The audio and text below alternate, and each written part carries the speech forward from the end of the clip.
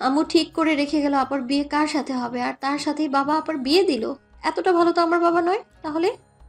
যতদূর বুঝি আমি, তোর লেগাই নাচ জামাইয়ের যখন পাইছে তখন তাগো বিয়া দিতে চাইছে, কিন্তু বড়ডারে বিয়া না দিয়া তো আর ছোটডারে দেওয়ান যায় না।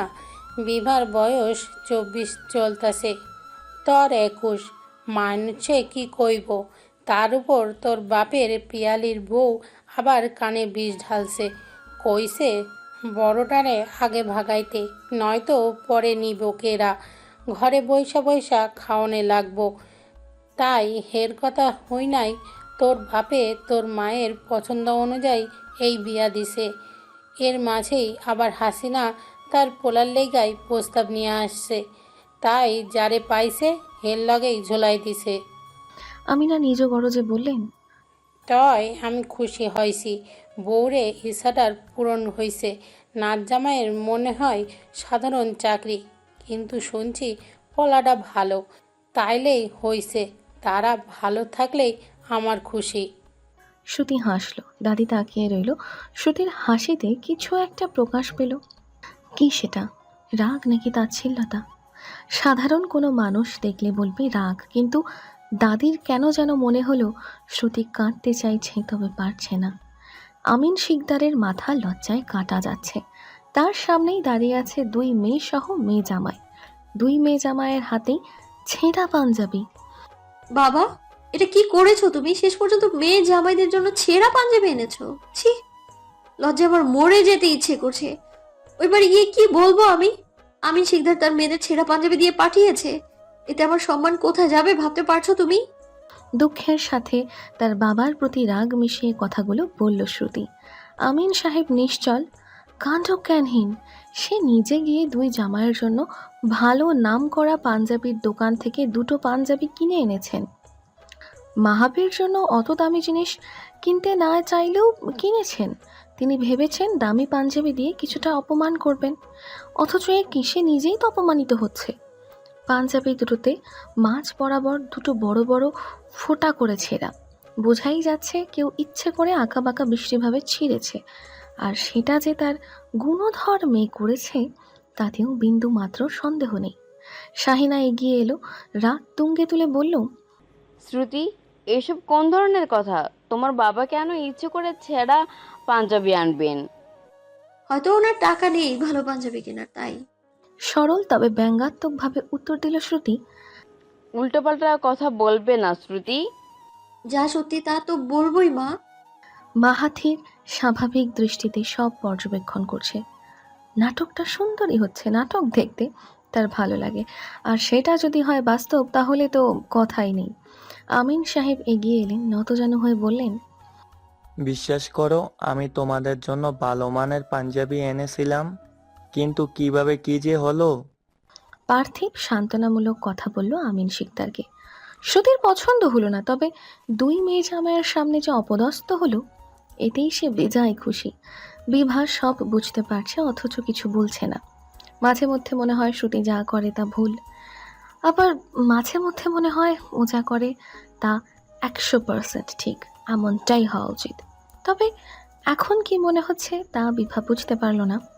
আমিন সাহেব আবার কেনাকাটার জন্য বাহিরে বেরোতে নিলে পার্থিব আটকালো। শ্রুতি খুশি মনে চলে গেল হামিমের সাথে শেষবারের মতো দেখা করতে। আপনি পাঞ্জাবি দুটো কেন ছেড়েছেন শ্রুতি? হঠাৎ এমন কথায় ভারী চমকালো শ্রুতি। কিছু সময়ের জন্য বোধজ্ঞানহীন হলো সে। তারই প্রমাণ দিতে আমতা আমতা করে বলল, কি যাতা বলছেন? আমি কেন ছিড়বো? পার্থিব হাসল, শীতল ভরাট কণ্ঠে বলল, শ্রুতি, আমি ঠান্ডা মস্তিষ্কের শান্তিপ্রিয় মানুষ। এর মানে কি এই দাঁড়ায় যে আমি বোকা? এরকম প্রশ্নের পরিপ্রেক্ষিতে কি উত্তর দেওয়া যায় শ্রুতি ভেবে পেল না। নিজেকে সামনের মানুষটার কাছে ভীষণ ছোট ও বোকা মনে হতে লাগলো, তবুও নিজের কণ্ঠের ঠাঁট বজায় রেখে বলল, ছিঁড়েছি, বেশ করেছি। কেন ছিঁড়লেন? আপনি আমিন শিকদারের কোনো জিনিস নেবেন না। আমি তো তার মেয়ে নিয়েছি। শ্রুতি তাকালো পার্থিবের দিকে, বিড়বিড় করলো, যেভাবে এসেছি সেভাবে ফেরতও চলে যাব। কি বললেন? খেয়াল করিনি। কিছু না, আসলে আমি চাই না আপনি ওই বাড়ির কোনো জিনিস নিন। তা না হয় মানা গেল, কিন্তু তাহলে মাহাত ভাইয়ের জিনিস কেন ছিঁড়লেন? শ্রুতির রাগ হলো, বড্ড কথা বলে লোকটা। বিরক্ত মাখা কণ্ঠে বলল, বড্ড বেশি কথা বলেন। আমাকে কি মারা প্ল্যান করছেন? কালো বউ বলে পছন্দ হচ্ছে না, গাড়ির নিচে ফেলে বুঝি মারতে চান? সেই কারণেই বুঝি বকর বকর করে গাড়ি চালাচ্ছেন আপনি? পার্থিবের খারাপ লাগলো। খারাপ লাগলো বলতে রাগ হলো। মেয়েটা সবসময় এমন কথা বলে, কিন্তু কেন বলে? সে কি বলেছে তার বউ কালো কিংবা শ্যামলা বলে তার সমস্যা? বলেনি তো। তাহলে মেয়েটার এমন কথা শুনলে তার নিজেকে ছোট লাগে, মনে হয় সে তার স্ত্রীকে ভালোবাসতে পারছে না। তবুও বলে, কই তার কাছে তো শ্রুতিকে ভীষণ সুন্দর এবং মিষ্টি লাগে। পার্থিব ঠিক করলো যে আর একবার কোনোদিন যদি শ্রুতি এমন কথা বলে তাহলে দুই গালে কষে 3টা করে থাপ্পড় লাগাবে। তাহলে যদি তার বউকে ছাগল থেকে মানুষ বানানো যায়। শ্বশুর বাড়ি থেকে ফিরেই স্বামীর অফিস যাওয়ার ভূত চেপেছে বিভার গুণধর স্বামীর।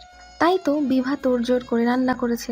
তার শ্বশুর শাশুড়ি চলে গেছেন যেদিন সে নিজের বাড়িতে গেল। বাড়িতে নাকি কি কাজ আছে, তাই বলে এত তাড়াহুড়ো। মানুষ দুটোর সাথে পরিচিত হওয়াই হলো না। 2টো পরোটা, ডিম ভাজি আর আলু ভাজি নিয়ে বিভা চলল স্বামীর ঘরের দিকে। মাহাথির শার্টের হাতা ঠিক করছে। লোকটাকে দেখতে বিভার ভালো লাগে, ইচ্ছে করে জড়িয়ে ধরে বসে থাকতে, নিজের দুঃখ প্রকাশ করতে, বলতে, জানেন আমার প্রিয়জনের তালিকা সীমিত, আপনি হবেন আমার প্রিয়জন। এমন লাগামহীন চিন্তায় বিভা নিজেকেই অসভ্য বলে খারাপ কথা বলল। বিভা ডাকলো, মাহাথির। প্রশ্নের কোনো প্রকার উত্তর না দিয়ে অন্য প্রসঙ্গে উল্টো আদেশ করে বসল মাহাথির। খানিকটা চড়া গলায় বলল, তুমি আর আমাকে মাহাথির বলে ডাকবে না। বিভা কিছু বলল না, প্লেটটা টেবিলে রেখে বলল, জলদি জলদি খেয়ে নিন মাহাথির, লেট হয়ে যাচ্ছে তো। মাহাথিরের মনে হলো বিভা তার আদেশ অমান্য তো করলই, সাথে ঠ্যাটার মতো আবারও সেই কাজ করে মাহাথিরকে ছোট করলো। মাহাথিরের সহজেই যে কারোর উপর রেগে যেতে পারে, ঠিক যেমন এখন হলো। মেয়েটার উপর প্রচণ্ড রাগ তার মাথায় একেবারে লাফ মেরে উঠে গেল। বেয়াদব একটা মেয়ে। নেহাতি অফিসে লেট হচ্ছে বলে, নয়তো এই মেয়েকে সোজা করতে 2 সেকেন্ডও লাগতো না। মাহাথির নিজের রাগকে প্রকাশ করতে এবং প্রাধান্য দিতে বিভার বানানো খাবার না খেয়েই চলে গেল। বিভা খাবারগুলোর দিকে চুপচাপ তাকিয়ে রইল। রাত 8টা, মাহাথির এখনো ফেরেনি। বিভা বসে আছে মাহাথিরের অপেক্ষায়। আজকে সে ঠিক করেছে মাহাথিরের সাথে কথা বলবে, তাকে অপছন্দ করার কারণ জিজ্ঞেস করবে। কালো হওয়ার জন্য অপছন্দ করে, এটা বিভার মন মানে না। বিভার কেন যেন মনে হয় মাহাথিরের মনে অনেক দুঃখ, সেই দুঃখ জানার চেষ্টা করবে। মাহাথিরের প্রতি কিসের এত টান তার? মাহাথির কি আহামরি সুন্দর? না তো।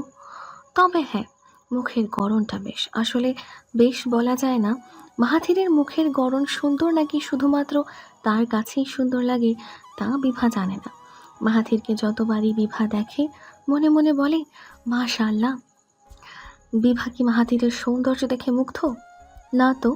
বিভা তো মাহাথিরের মায়ায় পড়ে গেছে। মাহাথির অবশ্য মায়ায় পড়ার মতো কিছু করেনি, তবুও বিভার মায়া লাগে, ভীষণ মায়া লাগে। লোকটা তো রাগী। সেই রাগের মাঝেও বিভা মায়া খুঁজে পায়। তার বলতে ইচ্ছে করে, আহারে লোকটা কত রাগী। কলিং বেলের আওয়াজে দরজা খুলল বিভা। ঘরে ঢুকলো মাহাথির, মুখে ক্লান্তির রেশ। সামনের কাঠের সোফায় বসে পড়ল। বিভা জলদি করে ফ্রিজ থেকে শরবত বের করে দিল। মাহাথির উঠে গিয়ে ফ্রিজ থেকে পানির বোতল বের করে গ্লাসে ঢেলে নিল।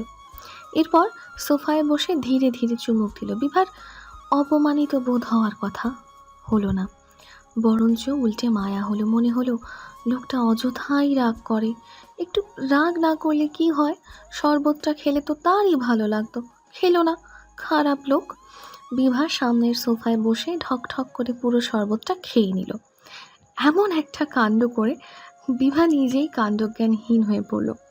মাহাথির ভ্রু কুচকে চেয়ে রইল। এতদিন জানতো মেয়েটা হাবাগোবা, আজ জানলো মেয়েটা গরু গাধা। বাসায় ফিরেও শান্তি নেই। হাত মুখ ধুয়ে গামছায় মুখ মুছছে মাহাথির।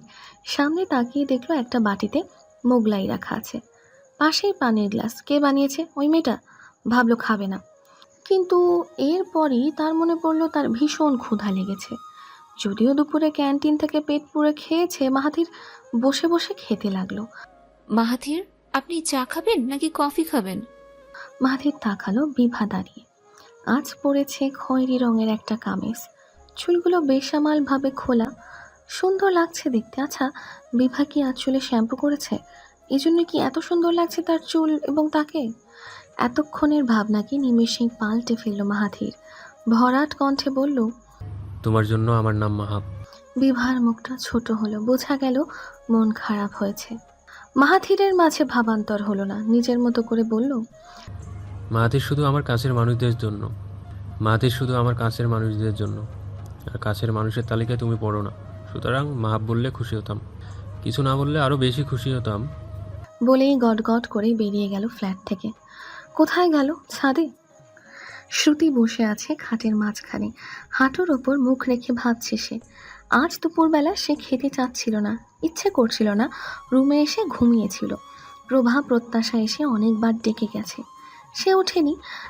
এরপর এলো তানহা, এসে আদুরে হাত মাথায় বলিয়ে ডাকলো শ্রুতিকে। মন খারাপের কথা জিজ্ঞেস করলো। শ্রুতি অবাক হলো, মহিলাটা এমন কেন, এত মমতাময়ী কেন তিনি? শ্রুতি আশ্চর্য হয়ে নিজের প্রতি নিজের শাশুড়ির ভালোবাসা দেখল। তানহা শ্রুতিকে খাইয়ে দিয়ে তবেই গেলেন রুম থেকে। শ্রুতি লক্ষ্য করলো মহিলাটি শুধুমাত্র মমতাময়ী নয়, তিনি ভীষণ সরল, দয়ালু, উদার মনের। শ্রুতি নিজের তার মায়ের সাথে মিল খুঁজল, পেল না। তার মা দুষ্টু প্রকৃতির ছিল, কথা তুলনামূলক বেশি বলতো, চিৎকার চেঁচামেচিও করতো। তবে হ্যাঁ, একটা বিষয় মিল আছে, দুজনেই মমতাময়ী, স্নেহময়ী। শ্রুতির হঠাৎ আজব একটা ইচ্ছে হলো রাস্তায় গিয়ে জনে জনে মানুষ ডেকে বলতে, শুনুন। পার্থিব রুমে ঢুকেই দেখলো তার রাগী রানী এক দৃষ্টিতে ফ্লোরে তাকিয়ে আছে। পার্থিব হাসলো, তার বউটা বড্ড বেসামাল। শ্রুতিকে আজব লাগছে, কারণটা বোঝা যাচ্ছে না। হঠাৎ পার্থিব লক্ষ্য করলো শ্রুতি চুলে তেল লাগিয়েছে, তেল লাগিয়ে দুই বেনি পাকিয়ে বসে আছে খাটে। মেয়েটাকে বাচ্চা লাগছে, তার চেয়েও বেশি লাগছে নিষ্পাপ। আচ্ছা, কি নিয়ে এত চিন্তিত সে? সেকেন্ডের ব্যবধানে পার্থিব তার বউয়ের আর একটা নাম রাখলো, চিন্তার রানী। আমার সাম্রাজ্য নিয়ে বুঝি চিন্তা করছেন? মানে? সে কি, আপনি না আমার রানী? তাই তো আপনার চিন্তার কারণ জিজ্ঞেস করছি। নিশ্চিত আমার সাম্রাজ্য নিয়েই চিন্তা করছেন। করুন করুন, চিন্তা করুন। রানীদের চিন্তা করতে হয়, নয়তো সাম্রাজ্য লাটে উঠবে। তবে হ্যাঁ, বেশি চিন্তাও আবার করবেন না, কারণ আপনার রাজা আপনার পাশেই আছে। বলেই মুচকি হাসল পার্থিব। শ্রুতি পার্থিবের দিকেই তাকিয়ে রইল। লোকটা এমন পাগল কেন? আবল তাবল কি বলল, কি ছাতার মাথা! শ্রুতির বিরক্তি আকাশ সম। সামনের মানুষটিকে এই মুহূর্তে কোনো কড়া কথা শোনাবার ইচ্ছে নেই, তাই চুপ থাকাই শ্রেয়। পার্থিব তাকিয়ে আছে শ্রুতির দিকে। মেয়েটাকে তার ভীষণ ভালো লাগে, ভীষণ। শ্রুতি শুনুন, আপনাকে না আমার বউ বউ লাগে। আপনাকে দেখলেই মনে হয় কেমন যেন আপনার মুখে লেখা পার্থিবের বউ। আপনার দিকে চেয়ে আমি এক আলাদা রকমের শান্তি পাই। শ্রুতি বিরক্তিতে শব্দ করল, ভ্রু কুচকে বলল, আপনি একটা পাগল, তাকে আপনি জানেন? আরে বাবা, আমাকে বউ বউ লাগবে কেন? আমি তো আপনার বউই, তাই না? কথাটায় কি ছিল জানা নেই, অথচ পার্থিবের সারা শরীরে যেন শিরশিরে অনুভূতি হলো। তার ভীষণ ঠান্ডা ঠান্ডা লাগলো। আচ্ছন্ন কণ্ঠে সে বলল, হ্যাঁ, আমার বউ, আপনি আমারই বউ। শ্রুতি তাকিয়ে রইল সামনের মানুষটির দিকে। সকালবেলাতেও খেলেন না, এখনো কি খাবেন না? মাহাথির জানে পেছনে বিভা দাঁড়িয়ে, ঘুরে দাঁড়ানোর ইচ্ছে হলো না। তার দিকে পিঠ ঠেকিয়েই দাঁড়িয়ে রইল মাহাথির। সকালবেলা সে খায়নি কথাটা ভুল, সে তো খেয়েছে, অফিস যাওয়ার পথেই খেয়ে নিয়েছে। কি হলো? তুমি আমাকে এত বিরক্ত করো কেন বলো তো? বাসায় থাকলেও মাহাতির বলে কানের পোকা খাও। এখন একটু ছাদে এলাম, এখানেও দেখছি রেহাই নেই। কোথায় যাব আমি? বুঝতে পারো না যে তোমার উপস্থিতি আমি পছন্দ করি না? আর কত অ্যাভয়েড করলে বুঝবে? আপনার কি গার্লফ্রেন্ড আছে? মাহাথির ঘুরে দাঁড়ালো, তার কথার পিঠে এমন প্রশ্ন আশা করেনি সে। তা দিয়ে তোমার কাজ? আমার কোনো কাজ নেই, শুধুমাত্র আপনার আমাকে অপছন্দ করার কারণটা জানতে চাইছি। বিভাগে যদিও বলা হয়েছে সে কালো, তাই মাহাথির তাকে পছন্দ করে না, তবুও সে শুনতে চাইছে। যদি এই কয়েকদিনে মত পাল্টে, তাই বিভার গলায় অধিকার প্রকাশ পেল, যা মাহাথিরের পছন্দ হলো না, একদমই না। মাহাথিরের ইচ্ছে হলো কড়া কিছু কথা বিভাকে শুনিয়ে দিতে। মেয়েটা বারবার একই প্রশ্ন করে, এর আগেও করেছে, সে সত্য উত্তর দিয়েছে, আজ আবারও করছে, আজকেও সে সত্য উত্তরই দেবে। সে আবার বিভার দিকে পিঠ তাক করে সামনে ঘুরল, আকাশের দিকে তাকিয়ে বলল, আমি কালো মানুষদের ঘৃণা করি। কতবার বলবো? আজ প্রথম এবং শেষবার বলছি, কালো মানুষদের আমি সহ্য করতে পারি না। শেষবার বললাম, আর কখনো বলবো না। বিভা স্তব্ধ হয়ে মাহাথিরের কথা শুনল। মাহাথির বিভার দিকে তাকিয়ে বলল, তোমাকে আমি অনেক কারণেই অপছন্দ করি, এর মধ্যে অন্যতম কারণ হলো তুমি কালো। রাত হয়েছে অনেক, চলো খাবে চলো। সকালে খেয়েছিলে নাকি নিজেকে সতী সাবিত্রী প্রমাণ করতে কিংবা আমার প্রতি ভালোবাসার প্রমাণ দিতে না খেয়েছিলে? মাহাথিরের চোখে নিবদ্ধ চোখজোড়া নিচে নেমে গেল। মাহাথির কিছুক্ষণ তাকিয়ে রইল বিভার নতুন মুখের দিকে। বিভাকে কথাগুলো বলে তার শান্তি লাগছে। মনের ভিতর কথা জমিয়ে রাখতে নেই, তা জমে জমে বিষের পাহাড়ে পরিণত হয়। এই যে সামনের মেয়েটার নত যেন মুখ তাকে বড্ড প্রশান্তি দিচ্ছে, পৈশাচিক প্রশান্তি। মেয়েটা তার পিছে পিছে ঘোরে, অথচ সে পাত্তাই দেয় না। এর থেকে সুন্দর জিনিস আর কি হতে পারে? বিভা জড়বস্তুর মতো একই জায়গায় দাঁড়িয়ে আছে, অবাক লাগছে নিজের কাছে। সে তো কারোর সাথে তেমন কথা বলে না, তাহলে মাহাথিরের প্রতি এতটা ব্যাকুল কি করে হয়ে গেল? সে কি তবে ভালোবেসে ফেলল? কল্পনায় কিছুক্ষণ আগে গিয়ে বারবার মাহাথিরের বলা কথাগুলো কল্পনা করল বিভা। অপমানিত বোধ হচ্ছে, নিজেকে ছোট লাগছে নিজের কাছে। সে কালো, এটা কি তার দোষ? ছোটবেলায় শ্রুতি ভীষণ মন খারাপ করতো তার কালো হওয়া নিয়ে, এমনকি এখনও করে। নিজেকে নিচু চোখে দেখে, অথচ বিভা, সে কখনো নিজের গায়ের রং নিয়ে অসন্তুষ্ট ছিল না, বরং সর্বদা সে শুকরিয়া আদায় করত নিজের গড়ন নিয়ে। আজ প্রথমবার তার খারাপ লাগছে, মনে হচ্ছে সে ফর্সা হলেও পারত। বিভা হাসল, কি বাচ্চাদের মতো চিন্তা করছে সে? উনি না হয় ওনার অপছন্দের একটি দিক বলেছে, তাই বলে মন খারাপ করতে হবে? যা সত্যি তা বলবে না? অবশ্য বলবে। সে কালো তাই তাকে কালো বলেছে, এতে কষ্ট পাওয়ার কি আছে? লোকটা বড্ড খাপছাড়া, কখন রেগে থাকে কখন খুশি থাকে বোঝাই যায় না। কিছুক্ষণ রেগে রেগে কথা বলল, আবার কি সুন্দর যাওয়ার আগে তাকে খেতে যেতে বলল। বিভা তো ভেবেছিল সকালের মতো রাতেও রাগ করে খাবে না, এ কি? চোখ থেকে কি গড়িয়ে পড়েছে অশ্রু। সোফায় বসে আছে প্রভা প্রত্যাশা, উদ্দেশ্য নেটফ্লিক্সে মুভি দেখা, সেই সাথে মুড়ি খাওয়া। সামনের সোফাতেই আছেন তানহা, সামনের দুটো মেলামাইনের প্লেটে মাংস বেড়ে দিচ্ছেন। মেয়ে দুটো হয়েছে অকম্মার ঢেকি, একটা কাজ পর্যন্ত নিজে করে না। ক্লাস 10-এ পড়ে, এখন করবে না তো করবে কখন? মাংস দিয়ে মুড়ি খাবে তো নিজে বেড়ে খা। না, তা করবে না। যদি বলে নিজে বেড়ে খা, উল্টো বলবে থাক এখন খাবো না, পরে খাবো। সেই পরেটা আর আসে না, বাধ্য হয়ে সেই বেড়ে দিচ্ছেন। কলিং বেল বাজলো, পার্থিব ঢুকছে সদর দরজা দিয়ে। তানহার কি যেন মনে হলো, হঠাৎ ছুটে গেলেন পার্থিবের কাছে। মাকে এইভাবে ছুটে আসতে দেখে মসৃণ হাসলো পার্থিব। বাসায় ঢুকে তার মাকে দেখলে তার ভালো লাগে, ভীষণ ভালো লাগে। এভাবে ছুটে আসলে যে, কিছু বলবে মা? হ্যাঁ রে বাবা, বলবো তো, তার আগে আয় একটু বস। না মা, আগে বলো তুমি, যেভাবে আসলে হয়তো জরুরি কিছু। আমি তাড়াতাড়ি এসেছি না রে। আচ্ছা বাবা শোন না, আমার না খুব চিন্তা হচ্ছে রে। নিজের কাজ সম্পর্কে নিজেই জ্ঞানহীন হয়ে পড়লেন তা না, এইভাবে তার ছুটে আসা উচিত হয়নি। ছেলেটাকে বসিয়ে ধীরে সুস্থেই বলা যেত। বলো মা, কি বলবে? বাবা, শ্রুতির সাথে একটু কথা বলিস তো বাবা। মেয়েটার মনটা বেজার হয়ে আছে, হয়তো বাড়ির কথা মনে পড়ছে। তুই একটু ওর সাথে মেশার চেষ্টা কর, বুঝলি? নিজের বাড়িঘর ছেড়ে অপরিচিত জায়গায় কতই আর ভালো লাগবে বল। সকালবেলা মুখটা এইটুখানি হয়েছিল, আর বড্ড মায়া হলো জানিস। তুই একটু দেখ না বাবা। পার্থিবের মনটা ভালোবাসায় ছেয়ে গেল নিজের মায়ের এমন সরলতায়। তার মা কি একটু বেশি সরল? পার্থিব একটা কাজ করে বসলো, তানহার কপালে চুমু দিয়ে বলল, চিন্তা করো না, দেখছি তোমার বৌমার কি হলো। পার্থিব মিষ্টি হেসে চলে গেল। পার্থিবের কাজে তানহা মোটেও অবাক হলেন না, এটা পার্থিবের স্বভাব, সেই তার ভালোবাসা প্রকাশ করতে ভালোবাসে। এর আগেও এমন ঘটনা অহরহ ঘটেছে, এমনকি তার নিজের কাছেও তার ছেলের ভালোবাসাগুলো ভালো লাগে। প্রত্যাশা ড্যাব ড্যাব করে তাকিয়েছিল। সে পার্থিব প্রভার চেয়ে আলাদা, একটু রাগী। রাগী বলতে ছোট ছোট কারণেই সে রেগে যায়, যেমন এখন তার চোখে রাগের হালকা আভাস, তবুও তা মুখে প্রকাশ পাচ্ছে না।